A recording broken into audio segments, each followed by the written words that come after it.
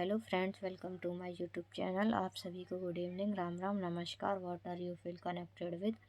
जैसे कि हमारे सीटेट प्रीवियस पेपर की डेली दिन से क्लासेस चल रही हैं, वैसे ही आज मैं दिसंबर 2018 मैथ सॉल्यूशन करा रही हूँ। मैथ्स का पेपर करा रही हूँ दिसंबर 2018। इस प्रश्न पत्र का आपका पहला क्वेश्चन आपकी स्क्रीन पर आ चुका है। चलिए देखते हैं। एक बैठक में सदस्यों में से 4/25 महिलाएं थीं। यह सदस्यों का कितना प्रतिशत था।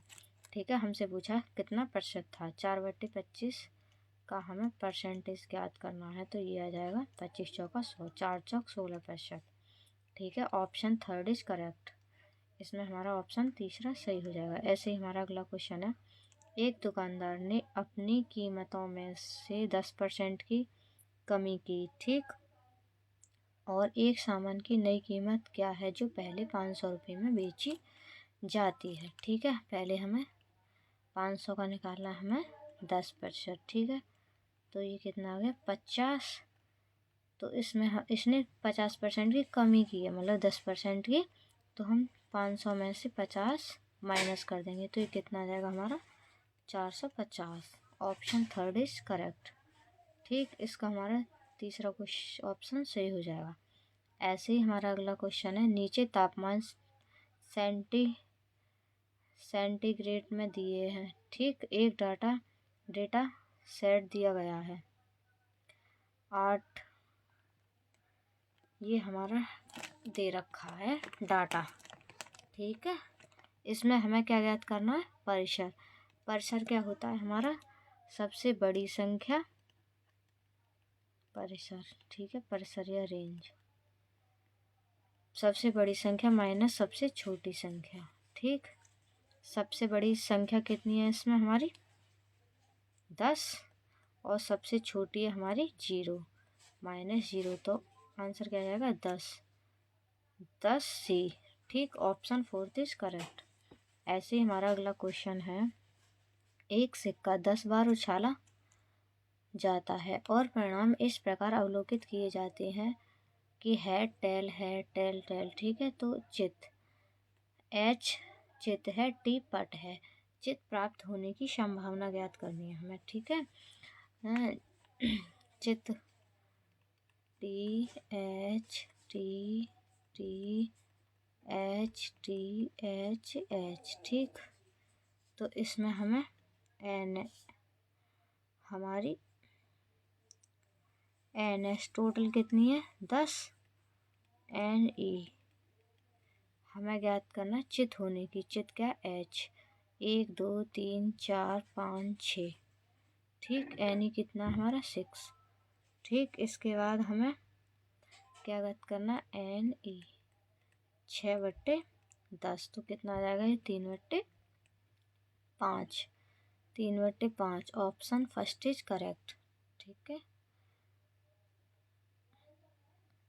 जो भी चैनल पर नए हैं प्लीज़ चैनल को सब्सक्राइब कीजिए, वीडियो को लाइक कीजिए, शेयर कीजिए और क्लास के लास्ट तक बने रहिए। अगला क्वेश्चन, संख्यात्मक व्यंजक। ठीक, 3/5 प्लस माइनस 7/8 बराबर 25/56 दिखाता है। परमेय संख्याओं के योग के अंतर्गत समृद्ध होता है। ठीक, ये कह रहा है परमेय संख्याओं के योग के अंतर्गत समृद्ध होता है, क्योंकि 3/5 प्लस माइनस 7/8 बराबर 25/56। ठीक, हम इसका एलसीएम लेंगे तो कितना आएगा 56। हल करने पर हमारा कितना आ जाएगा, ये एलसीएम यहाँ 56 आ जाएगा। यहाँ आ जाएगा हमारा 8 तिया आ जाएगा हमारा 24, और यह आ जाएगा 7 7 49। ठीक, 5 में से 4 गए, 9 में से 5 2 25/56 प्राप्त होगा। ठीक है, सभी संख्याएं परमेय संख्या हैं जो कि योग समृद्ध हैं। ऑप्शन फर्स्ट ही हमारा करेक्ट हो जाएगा। व्यवकलन समृद्ध है, गुणन है, विभाजन है, ये हमारा योग के अंतर्गत। ठीक, ऐसे ही हमारा अगला क्वेश्चन निम्नलिखित 3D आकृतियों में से किसमें शीर्ष नहीं होता है। ठीक है, पिरामिड में होता है, प्रिज्म में होता है, शंकु में होता है, लेकिन गोला में नहीं होता। ठीक है, प्रिज्म और शंकु में भी शीर्ष होता है, लेकिन गोला में शीर्ष नहीं होता। ठीक, ऑप्शन 4 इज करेक्ट हमारा। ऐसे ही हमारा अगला क्वेश्चन है। ठीक, यदि 5/7 की घात 4 गुणा 5/7 की घात कितना, -3 बराबर 5/7। ठीक, ये गुणा में घातें जुड़ जाएंगी क्योंकि इनके बेस समान है, तो ये ओनली 5/7। 4 में से 3 जाएगा तो 1 बराबर 5/7 की पावर आ जाएगा हमारा कितना, ये 5x - 2। ठीक, अब ये इनके आधार समान है तो हम घात बराबर कर देंगे। ठीक है, ये कितना आ जाएगा हमारा, 1 बराबर 5x - 2, 2 इधर जाएगा तो ये प्लस का हो जाएगा, 5x बराबर 3, तो x बराबर आ जाएगा 3/5 दे रखा है इसमें, x बराबर 3/5। Option 3 is correct. ठीक, ऐसे ही हमारा अगला क्वेश्चन। माना ABC 3 परिमेय संख्या है जहाँ a बराबर 3/5, b बराबर 2/3 और c बराबर -5/6 है।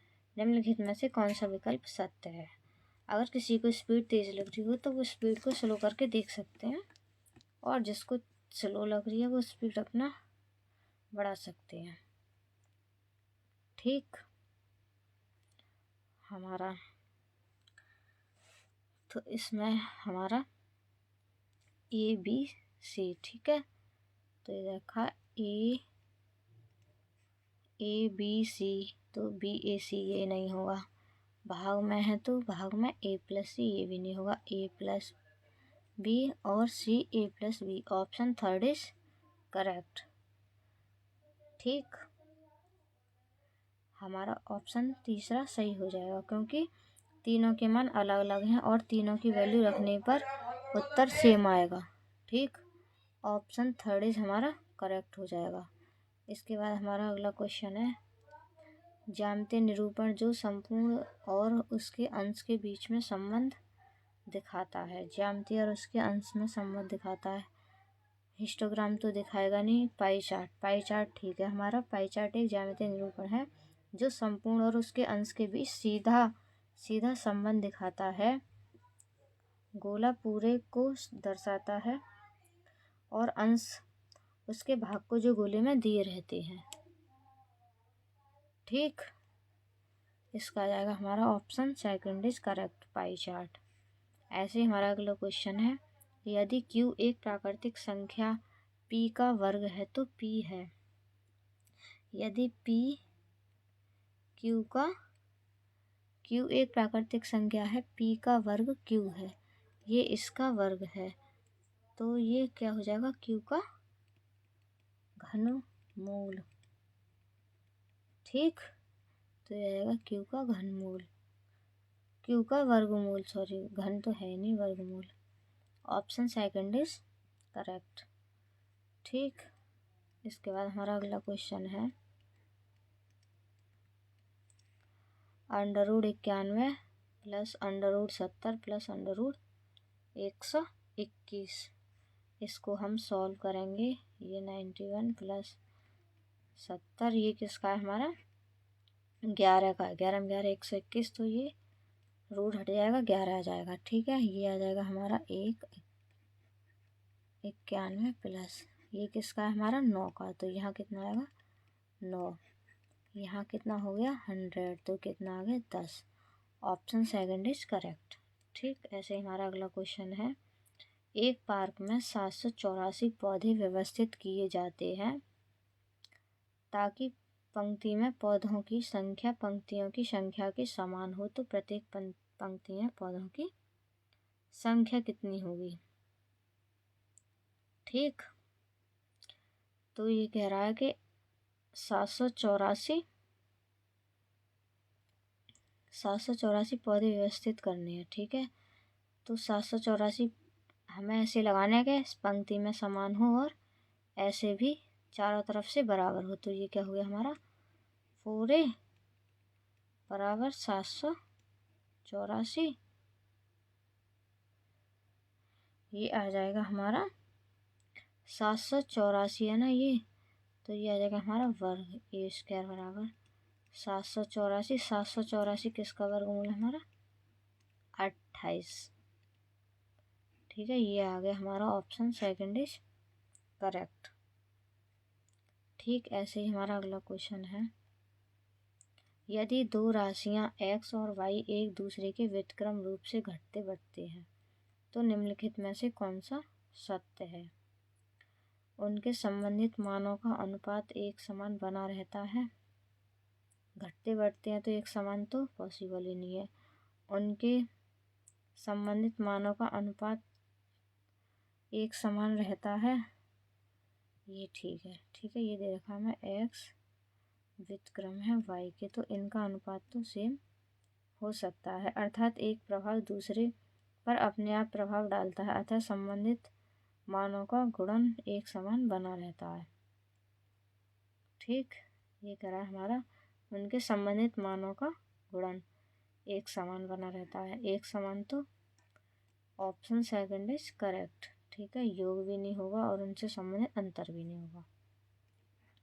ऐसे ही हमारा अगला क्वेश्चन है, दिया है हमें 7y इंटू 6y हम क्या रखें y की y का मान जो यहाँ भी सेम हो, यहाँ तीनों सेम हो। ठीक है, तो हम रखते हैं ऑप्शन से करते हैं इसे बाई ऑप्शन। 6 रखेंगे, 6 छिंग 36, तो 6 अच्छा 12, यहाँ 6 नहीं आएगा। ठीक है, ये भी पॉसिबल नहीं है। 6 के बाद रखो 4 रखेंगे तो 4 चौक 16, 4 चौक ये हमारा 6 चौक 24 का 4, ये ठीक है। 7 6 7 42 और 42 और 2 44, 4 4, ये सही है। हमारा ऑप्शन थर्ड इज करेक्ट। ठीक, ऐसे ही हमारा अगला क्वेश्चन है,